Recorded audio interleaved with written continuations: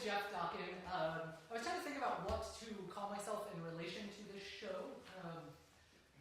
Executive producer, music director, consultant, something to that effect. Bob and I came to me with this show several years ago now, almost 3 years ago, and I've been helping shepherd it through to where we are now, and then we'll continue to see this through.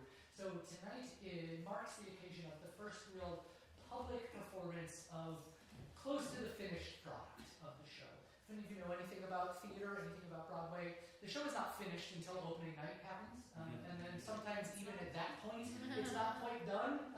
More revisions are made based on audience feedback, but we are awfully close to having a finished product. Some of you have seen some of the very early days of this. You saw some initial table reads, some orchestra reads, some piano reads. Some of you, this will be your first exposure to this show at all. You all are aware that also tonight is serving the function of being the public fundraising event for this. So I've told Bob and Arnie that I will do the uncomfortable part of telling you that we need your money, but I will do it in a very gentle way. A lot of people don't understand how expensive art is and what goes into putting on a show like this. So up to this point, Bob and Arnie have completely funded all of this, 100% themselves. And the dream is, for anybody who is writing a new work, is that it goes on and lives on beyond you, right? And so one of the routes to take when you're creating a new piece of theater is the route that we're taking right now, is to put together a creative team, write the show, workshop the show, and then do a self-produced production of it, at which you invite artistic directors, executive directors, you invite people in the theater world, and hope it gets picked up for a production. Right? And so that's the route that we are going on right now. And we have passed a wonderful hurdle, which is we've gotten to the point now that they can no longer fund all of this themselves. Right? But they have their own skin in the game here as well, to use that phrase. We are almost 3 years into this, and I won't say an exact figure, but I want you to know, and it's important that they hear me say this as well, they are fully committed to this show. Right? Not just with their time and the talent, but also their resources as well. The wonderful cast that you're going to hear tonight, all of them, this is their full-time job. Right? They make their living being singers and actors. Right? And they all get paid to do it. Right? Minji makes her living as a pianist to do that. So we'll talk a little bit more as we're going on tonight, but please know that they are not going to make a penny on this. Right? Unless they become Lin-Manuel Miranda, right? The function of this is to not line the pockets for Bob and Arnie. It is a nonprofit endeavor that they have set up for this. And so every penny that gets put into this gets put back into the show, right? Because what we all want to see is the show come to life, right? My role in this has also allowed me to put together a wonderful team of people. We have my first friend in Washington, D.C. when I moved here is wonderful, wonderful Laura Fuentes, and she has written a book for this. And Laura is sitting right back here, so thank you, Laura, for being here. You guys won't get to hear a lot of her work tonight, because of course we're not reading the whole thing. And we have our incredible cast and our wonderful pianist, who I will introduce later.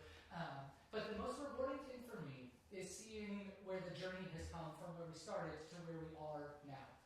And Bob and Arnie are I'm going to use the word clients, but they're really collaborators. They're dream clients because when they have an idea and they bring it to me, I'm able to but them. I say, yes, that's a great idea, but what if? And then we work together and help make it better and have come up with a wonderful, wonderful show. I'll tell you a little bit more about the show and the scenes as we get into it. But the Book of Ruth is a wonderful book of the Bible because you can read it over a cup of coffee in the morning. Right? It's very short, but it is not Jewish, it is not Christian, it is not even just ecumenical. It's a very universal story.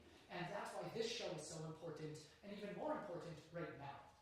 And it's a delightful book because we have all of these characters that are introduced in a very short period of time. We have all this very dramatic stuff that happens in a very short period of time. But there's no backstory for any of it. Right? There's no explanation for who Elimelech is. There's no explanation for why Malone and Helion die, right? We don't even really know why they leave to go to Moab. And so what these two gentlemen have done is flesh out this whole incredible backstory, right? And Laura has written a brilliant script for all of this and brought these characters to life. And then Bob and Arnie have set it to brilliant, brilliant music. And we have a wonderful arranger up in New York who has turned all of their piano parts into these gorgeous orchestrations, right? And so I'm going to stop talking now. I could talk about this show all night. I feel deeply passionate about this show. I have lots of clients that I work with that are like, yeah, that's nice. Thanks for paying me. Here you go. With Bob and Arnie, it's not like this. This is a labor of love for me as well. I believe firmly in this show. And I believe that with all of your help, we can bring this show to life. So let me first introduce Arnie to come on up and give a little.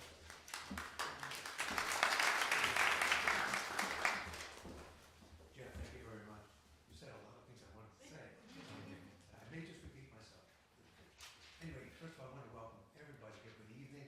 Here we are at the Stratford Mansion. And also, good evening to those that are watching at home, live streaming. Basically, this has been a 4-year or so endeavor. As Jeff mentioned, the artists are very excited about participating in this show. We want to make this happen, Bob and I. I'm on a version of I'm a physician, basically grew up in Rhode Island, and my music education goes back to elementary school.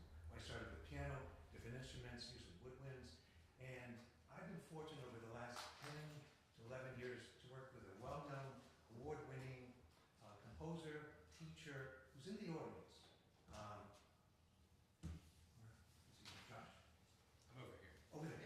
Okay. Great. I hope we get a chance to meet with Josh after the show. But he himself is a wonderful teacher, composer, and my works have all been instrumental to this point. I have a website, The Jewish Composer, different than this website here, and those works that have been played, arranged, or recorded are on that website. So the questions that have been asked of me is, why am I interested in musical? And why Ruth?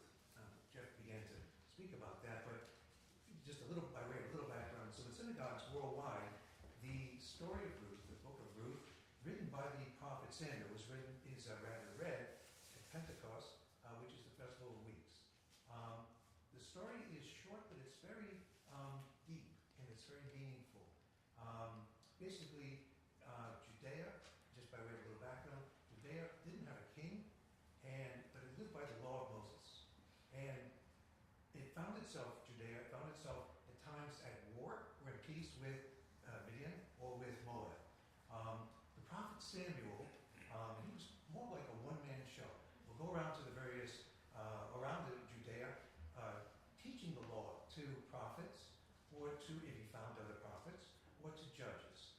But he would write and he would be lamenting the fact that, and the quote is, that every man did what was good in his own eyes, implying that there was disorganization, maybe even chaos. So the story moves very quickly, as Jeff had mentioned, that in the first 5 or so sentences, the aristocratic family of Elimelech, and they were righteous, they were learned, did good deeds, but the family, basically, with the exception of Naomi, was decimated by war and famine.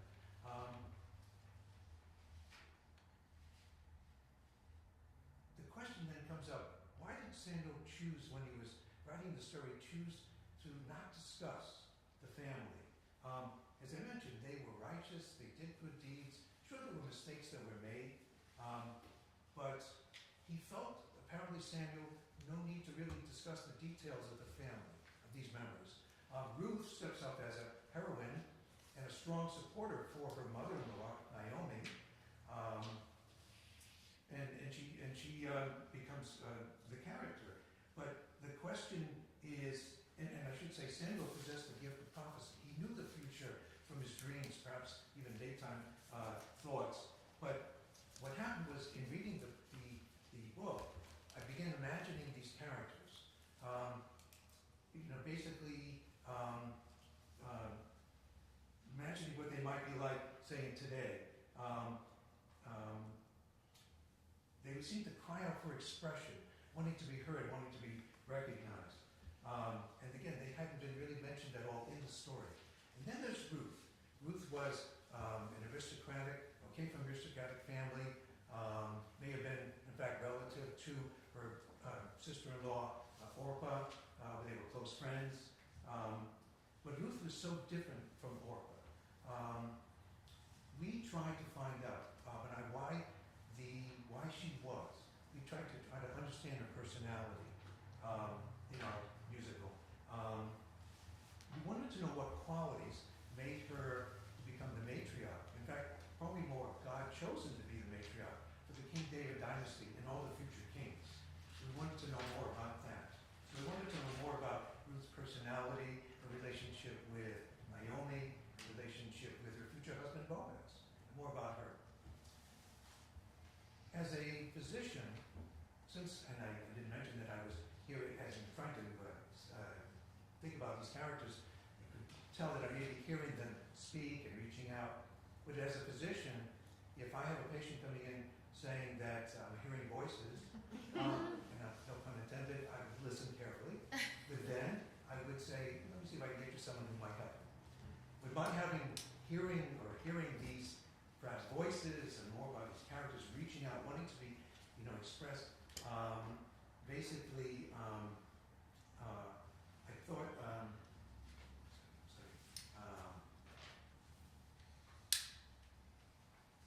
yes, I'm sorry. So, because I was learning with Josh, I basically asked Josh what I should do about hearing these voices. And the thought was, and I should have seen this coming, he said, go write some music. So, this was 5 years ago. So, started to write down some ideas, started to write some music. It was very difficult. There was a lot of things to think about. But some of those ideas are in the show. Realizing that it was difficult, very much a daunting task, I went ahead and reached out to my close friend Bob Nath, and basically made an offer. And I said to him, I'd like to take this story, put it to a musical with a script, with the songs, with the lyrics. Bob, he may say when he speaks that he was working on another musical, but he did put that aside to work on this. But he's a good friend. He's certainly a composer himself. And I said, one condition. And he said, what? And I said, I need an answer in 24 hours. And basically, to my surprise, Bob said yes. So that made me think at least there's 2 people here that think this is a good idea. So, okay. He was a little bit kutzbedig on my part, but I was glad he accepted. He said one thing that made a big impression on me. He said he was doing it for the love of the story and the music. Well, my dear friends, really, the script we have here tells the story. The music we have with the lyrics are all new, they're colorful, they're deep, they're Broadway style. I didn't mention that, but they're Broadway style, and we allow the characters to really be themselves. And so we're ready to bring this production to the stage with your help. So I want to introduce my dear friend and co-composer,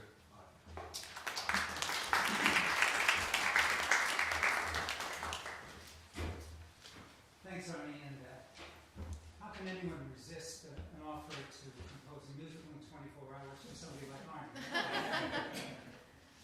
As far as voices go, I don't know about you, Arnie, but I actually really hear those voices.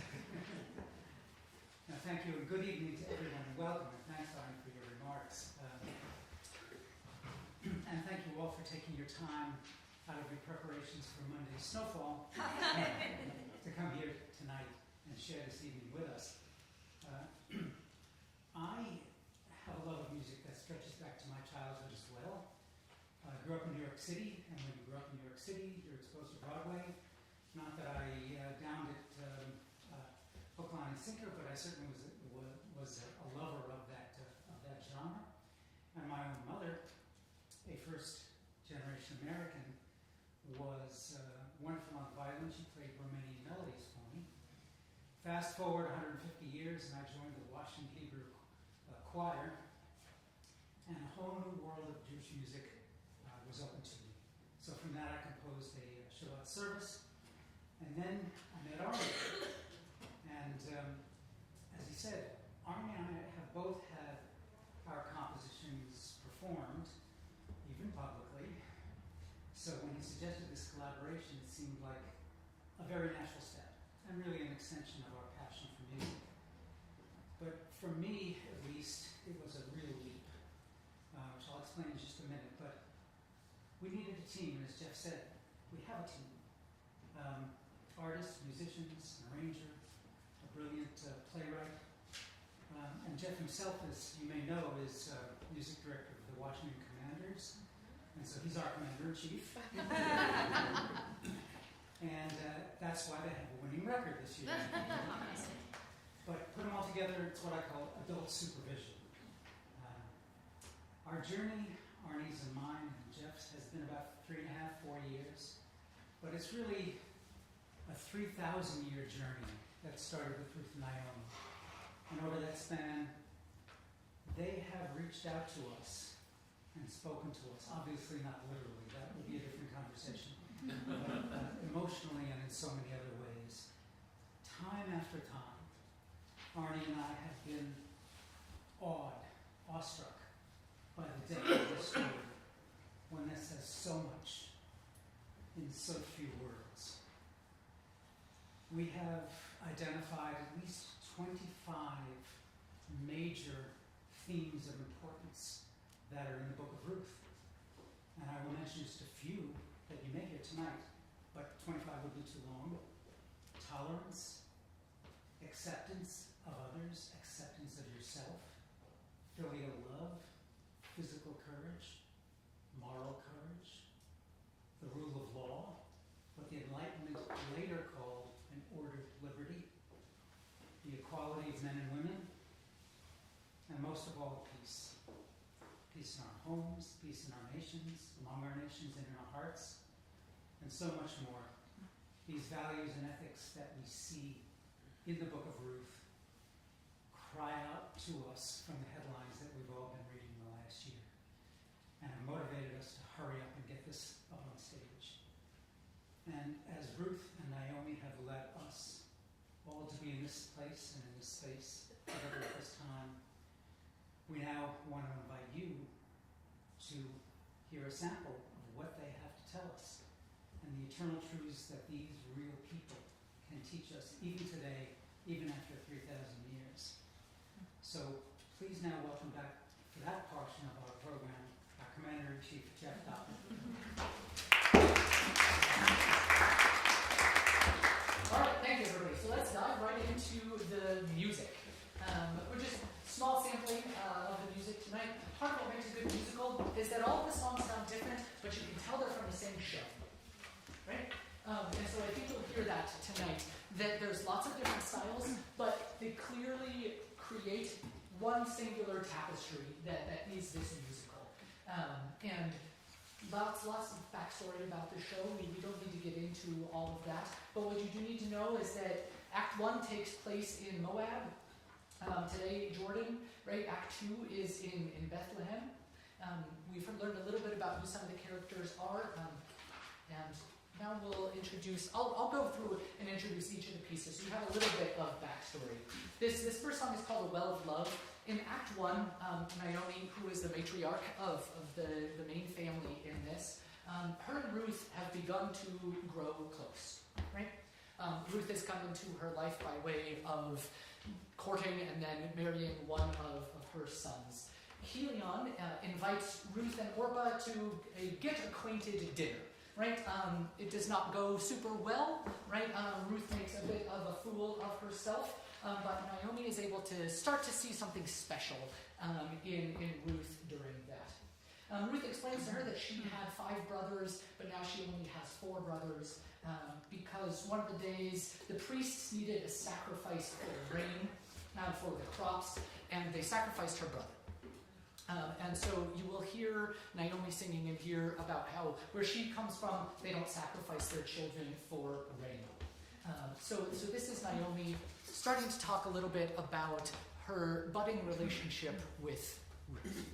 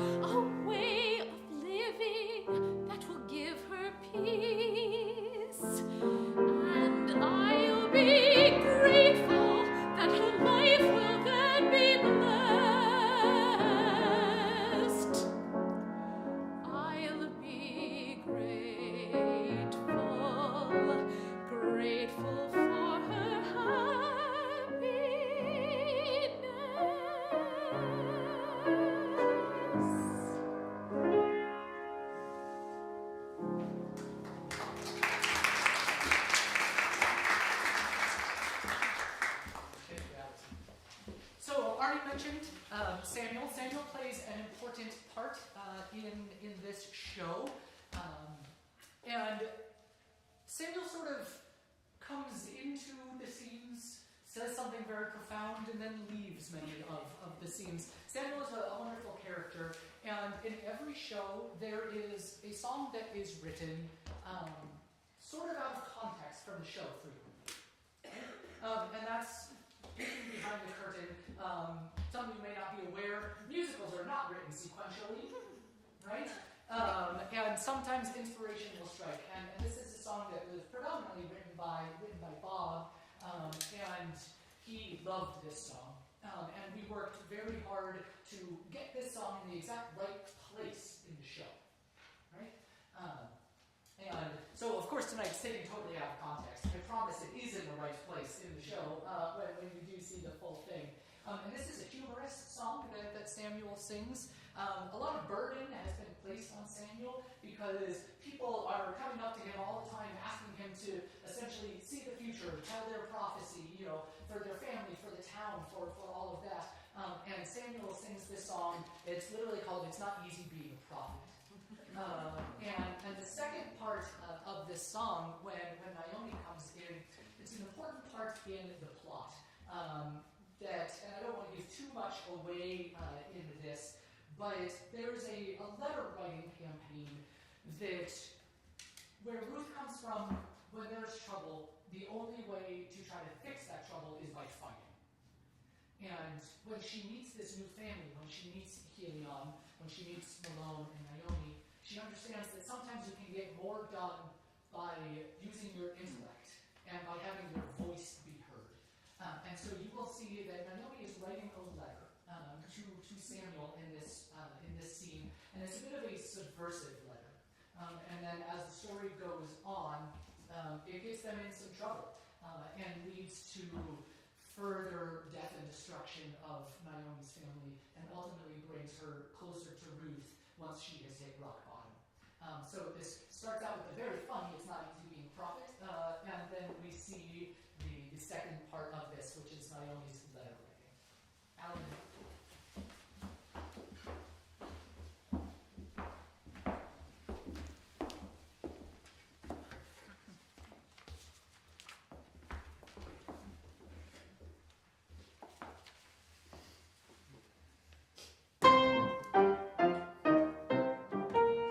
Anytime I think something's under control and that the situation's well in hand, something comes along that makes it go wrong. Nothing happens like you planned. What will it take to cut me just a little break? After all, I have a really tough task. And I'll be direct, I need a little respect. Is that really too much to ask? It's not easy being a prophet. You can't read a book to make you a seer. There is no course you can take, no magic wand you can shake to make troubles disappear. Yes, it's hard just being a prophet. In fact, the people make it kind of a grind. And when I use my skill, there are some who will abuse it till they make you want to lose your mind. And there wasn't much to start with, so there's very little left behind. Yes, it's really tough being a prophet. Don't you agree? It's not easy being me. I can just imagine them all pulling him one way and another. Oh, Bethlehem.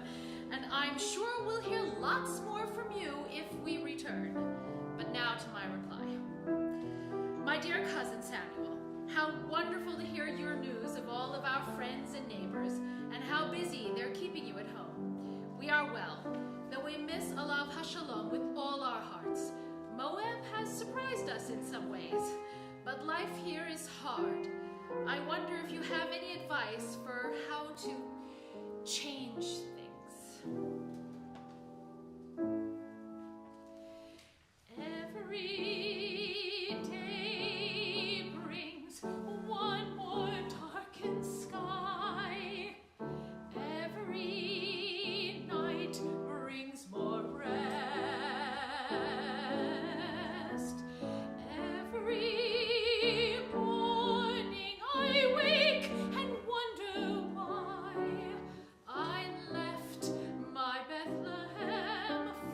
this nightmare. And by what devil I was possessed. Didn't you tell me yourself, my cousin? Didn't you promise there'd be no more war? Wasn't it you who thought you could see a better way for Moab? Was it peace that you thought you foresaw? But you were wrong. Just tell us, cousin, what to do. And yet, here I am. Yes, I'm writing to you. Of course, I have a lot of news I want to share. Orba and Hilly and Ruth am alone. Well, need I say more? It's hard to keep a secret when the tongues are wagging everywhere. And Ruth has some fancy ideas of her own, exciting, but I really have to stop there. All that I can really say is she's talking with Malone. Now I will end with my love and a prayer.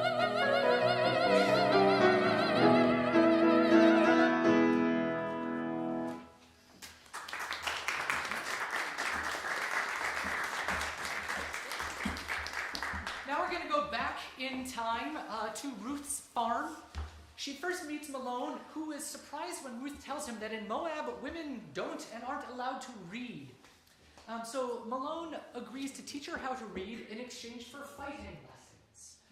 He is not a great fighter, and there are raids happening all throughout the land, and he knows that it's important for him to learn how to fight. Ruth is a great fighter, but doesn't know how to read. So this is how their relationship starts with one another. They begin to grow closer, and Malone tells Ruth about another place, Bethlehem, where the Hebrew people have a code of laws and a different way of living.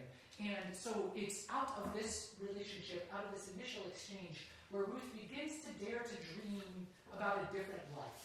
Right? And this is her I Want song, right? If you know anything about the creation of musical theater pieces. So this song is called Maybe, and you'll hear that repeated phrase, maybe there's a place, maybe there's a better life. So this is Kelly singing Maybe.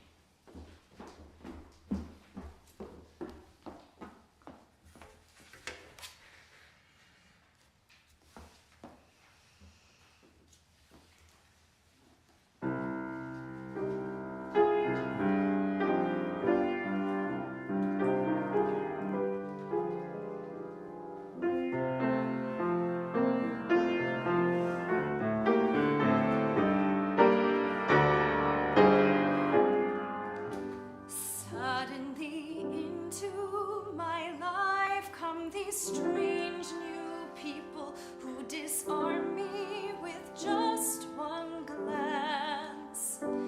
How odd, Malone wants nothing from me or from our land. All he asks is a willing heart, unafraid to take a chance. Help me, I want to understand that maybe there's another place where dreams are gentle. Maybe there's a special home where I can be free. Maybe there's a way of living where you're glad when it's the morning. Will I ever find a place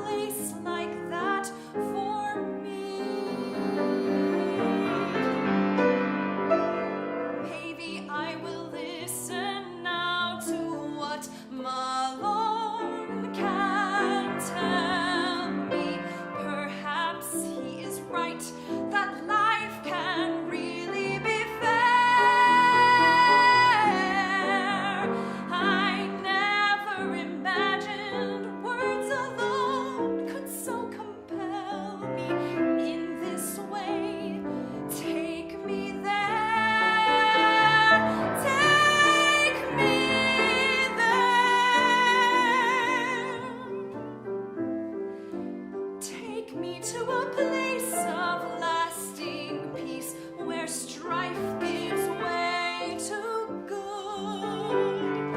I want a place where women do not have to beg to be understood. Malone may be right that there's a better way where people live by a book, not the sword. What a change from Moab, where all we do is fight. And if you live, that's your sole reward.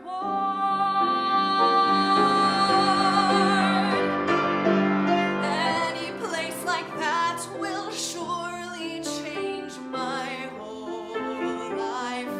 He will give me hope beyond the world I always knew before. I don't have to be silent. I don't have to acquiesce. I'm allowed to be free and not settle for less. Maybe it's my time to turn this maybe into yes. I can have something to live for.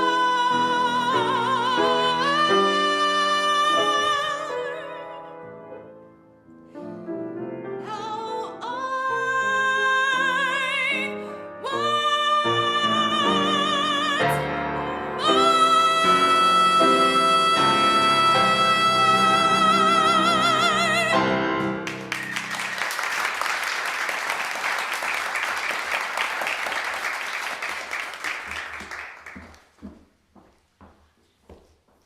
Thank you, Kelly. So now we're going to fast forward into Act 2.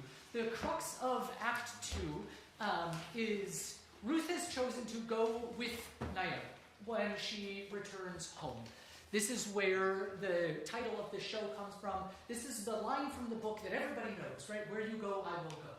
Right? If you know nothing else about the book of Ruth, you know that, right?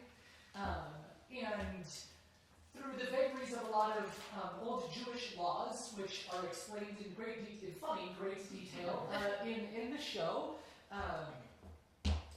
through the laws of levirate marriage, the opportunity, let's say opportunity, for Ruth to marry one of Naomi's husband's brothers, right? Did I get that right? Presents itself. This is another character who's not named in the book of the Bible, that they have brilliantly named in this show and given this whole backstory to. This upcoming song, we'll hear all about this character, Tob. But we're introducing the character of Boaz now. And Ruth and Boaz meet each other, and despite the difference in age, despite the fact that they don't really know one another, clearly there is something simmering under the surface there. There's hints of a romantic relationship, and this is where Ruth gets the idea that, hey, perhaps I don't want to marry this other guy, Tob, who's ancient and who I don't know. Boaz is also in the family line. Couldn't I just marry Boaz? So that will be in 2 songs. But this one we're going to hear is, I shouldn't have favorites, but this is one of my favorite songs from the show. And this is Boaz being very introspective. Boaz is an older guy in his late 40s, early 50s, so not old, but much older than Ruth is here. And he sings about the fact that he has spent his life building up his wealth, that he's a very successful farmer merchant, but has never shared his life with anybody. And so we hear him singing in this song, perhaps Ruth could be the one that I had been waiting for, that I didn't even know that I was waiting for. Alan as Boaz.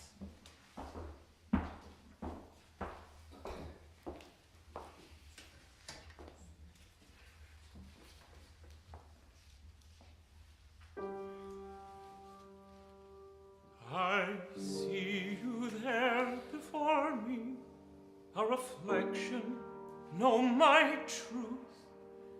The years I've lived are captured here. What happened to my youth? It's true, I haven't tarried. I'm careful with my health. I've worked because that's all I know, and saved up all this wealth. But truth be told, what good is it? I've so much loneliness. All know me well, I feed the poor, but where's my happiness?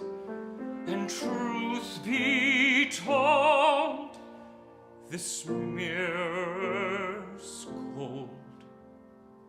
There's no one there but me. I look around, and it's just this house I see. My dreams, my needs are just the same as any man's for sure.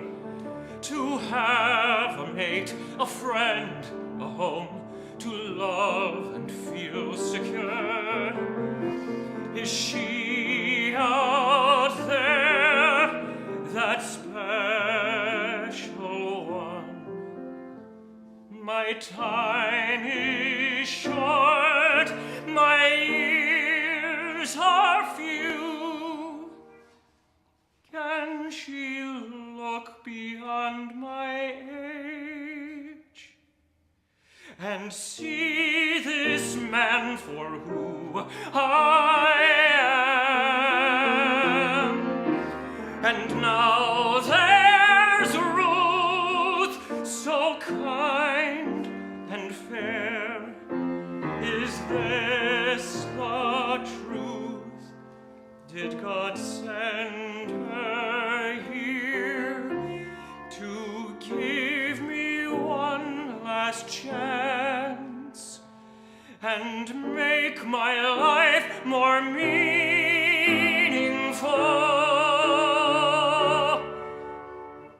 Let me gaze into her eyes, hold her hand and be her friend, and maybe more.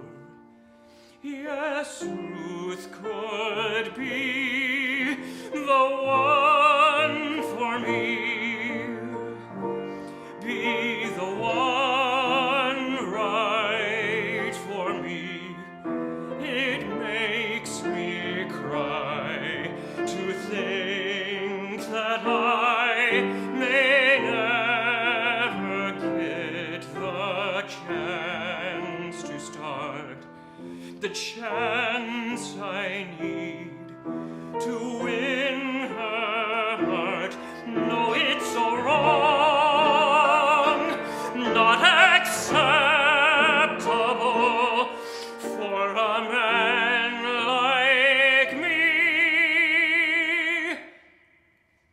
I'm a good man and can win her heart.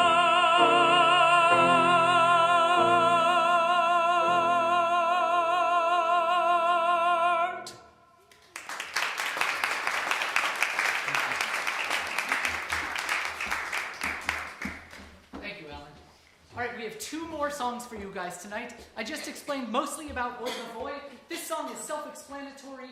Kelly is frustrated that she is being forced to marry somebody that she not only does not want to marry, somebody that she does not know. Oy Voy.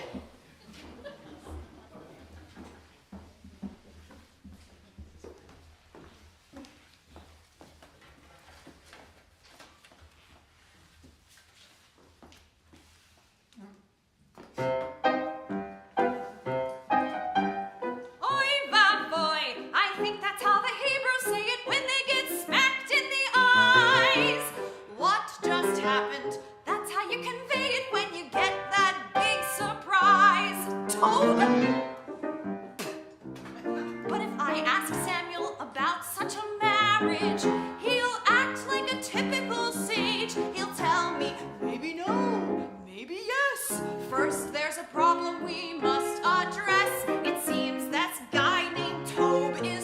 first in line and 3 times my age?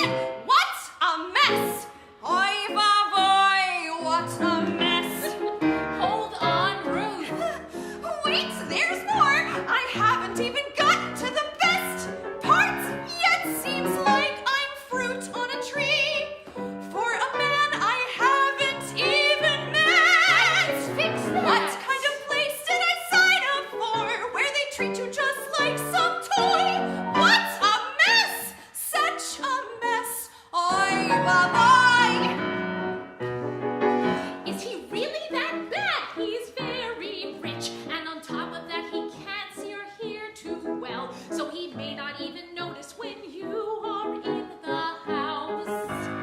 And he may not even hear you when you want to yell, so what more are you looking for? Nobody's perfect, least of all your spouse.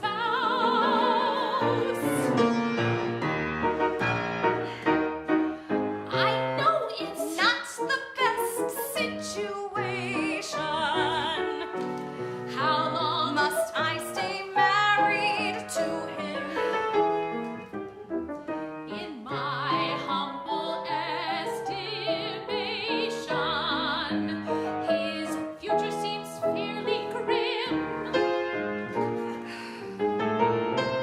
I thought all these laws were supposed to make life better. Well, do you have any other ideas? Do you have any other relative? Anyone in particular? Preferably someone nice and not ancient. What about Boaz? Why can't he be my protector? Oh, but you just met him. I've never met Tob. Boaz seems decent at least. If I have to be married, I might not mind being married to him. Okay, but Tob is not first in line, and according to the law, even if he's willing, Boaz would have to defer to him. How do you people live with all these laws?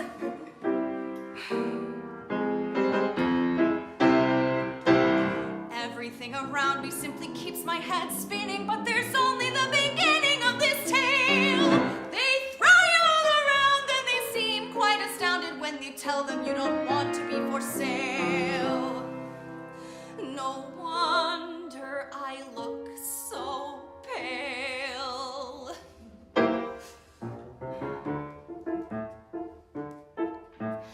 I feel sick. I have this tobophobia or something like it in my brain, so I'll talk with Boaz.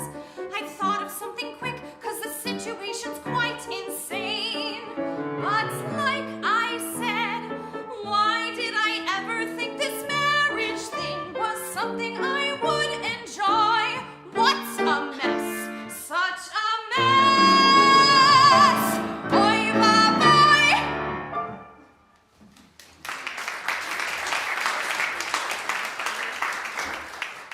So before we close out our final song, sorry I forgot my word to song there for a moment. I will just wrap things up. This is just a small sampling of the music that you'll hear from the show, hearing a little bit of Laura's dialogue and these amazing performances. If this is a show that you would like to see come to life, please see any of us, talk to Bob, talk to Arnie. There's any number of ways that you can get involved. And it is always uncomfortable for a lot of people to talk about how expensive art is.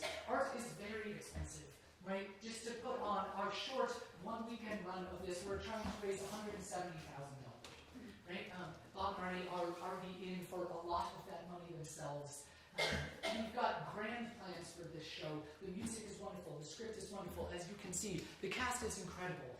If you would like to see this show come to life, and I hope you all would, please talk with any of us about how you can get involved. The plan is for late 2025 to put this up on its feet, and then for this to live on far beyond any of us. When I started with this project, it was a job. And now it's become so much more than that, and it's something that I deeply, deeply care about. I care about you all very, very much, and I want to see this happen for you guys. It's an important show for the world.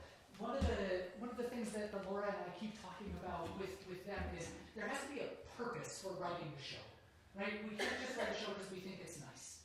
And I think that you all can see what the purpose for this show is, right? And so if you would like to join us in helping this show come to fruition, please get involved however you can. Nothing is too small, and certainly nothing is too big. When we are done with this last song, please feel free to join us for some more food, more drinks, more mingling with the cast of the creative team. This last song is the title song from the show. This is Where You Go, I Will Go. It closes out Act 1. Most of the songs have gone through a whole bunch of revisions.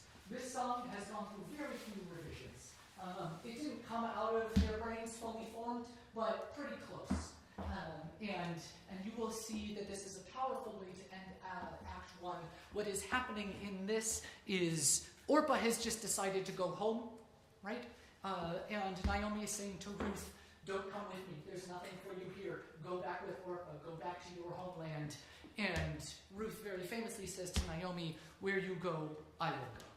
Thank you so much for joining us. I hope to see you all again later in 2025 when this show premieres. Thank you for joining us, friends, and we'll see you afterwards.